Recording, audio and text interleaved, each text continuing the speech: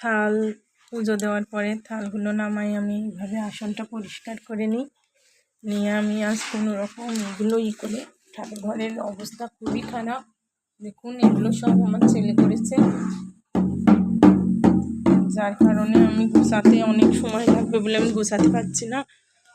আমি এইভাবেই চলে যাব, এগুলো আমার মেয়ে গুছাবে। আর শুক্রবার মেয়েরও স্কুল বন্ধ, আমি চলে যাব, ও এগুলো গুছাবে। আজ সকালে রান্না করতে অনেক দেরি হয়ে গিয়েছে, যার কারণে আমার এগুলো সাফ করা হচ্ছে না।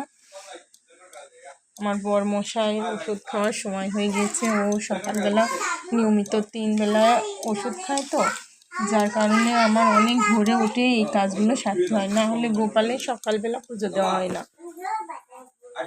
আমি কোনো রকম একটু করেছি, আর যেটুকু সময় পাই এই ভিডিওগুলো দিই।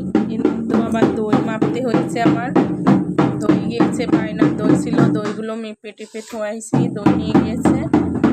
এখন রাঁধতে চলে যাব, তার ওষুধ খাওয়ার সময় হয়ে যাচ্ছে। রান্না বাড়া করে আবার যা করি করব।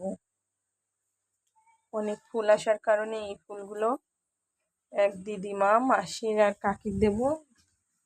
আমাদের বাড়ি দই ভরা হয়, তো পাশেও এক দিদিমা গোপাল পুজো করে, যার কারণে গোপালের জন্য আমি দই ভরে থই। নিজের গোপালেরও দিই, আমার গোপালেরও দিই, দিদিমার গোপালেরও দিই। এই ফুলগুলো এক কাকির চাবে। আর দেখুন অবস্থা, আমার ছেলের কথা তো বলবোই না। ঘুমিতে উঠেই তার ঠাকুর ঘরে এসে আগে এই নোংরা কাজ করাই লাগবে, তার না করলে যেন তার সারাদিন ভালোই যায় না। ওই দেখুন ঢোল নেওয়ার কারণে ঢোল বাজানোর তালেই আছে। তাহলে সবাই ভালো থাকেন, ধন্যবাদ।